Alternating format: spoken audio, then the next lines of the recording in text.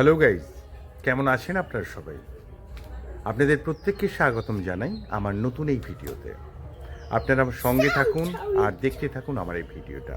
আশা করি আপনাদের খারাপ লাগবে না। চলুন দেখা যাক। অ্যাকচুয়ালি জানেন তো, আজকের আমাদের এখানে শীতলা পুজো ছিল। সারা গ্রামের পুজো আর কি, প্রত্যেকটা বাড়িতে শীতলা পুজো হয়েছে। এই শীতলা মার প্রসাদ পুজো হয়ে গেছে অলরেডি। আমার ওয়াইফ প্রসাদ দিচ্ছে মিষ্টিকে, ছেলেকে দিল। অ্যাকচুয়াল শীতলা পুজোর উদ্দেশ্যে সবার বাড়িতে আজ পান্তা, তাই আমাদেরও বাড়িতে আজ পান্তা হয়েছে। চলুন দেখা যাক মা কি করছে। আপনারা জানেন এটা কি করছে আমার মা?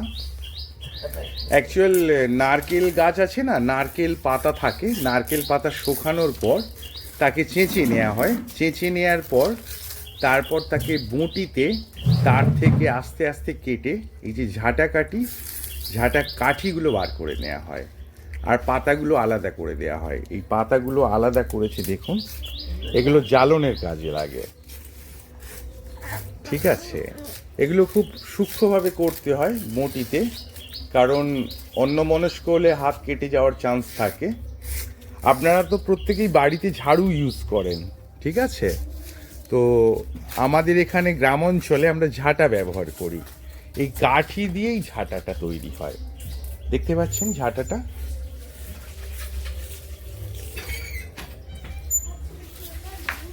একে আমরা ঝাঁটা বলি।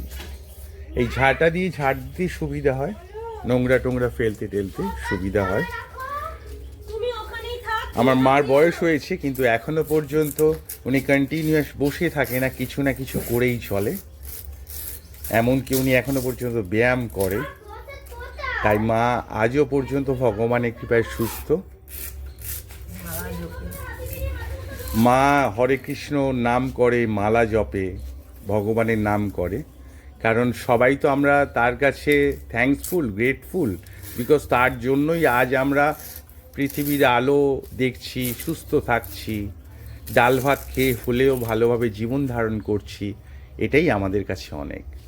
তাই ভগবানের কাছে একটাই প্রার্থনা করব, আপনারা যে যেখান থেকে দেখছেন আপনারা যেন ভালো থাকেন, সুখে থাকেন, আর নিজেদের খেয়াল রাখেন, তার সাথে সাথে নিজেদের মা বাবারও।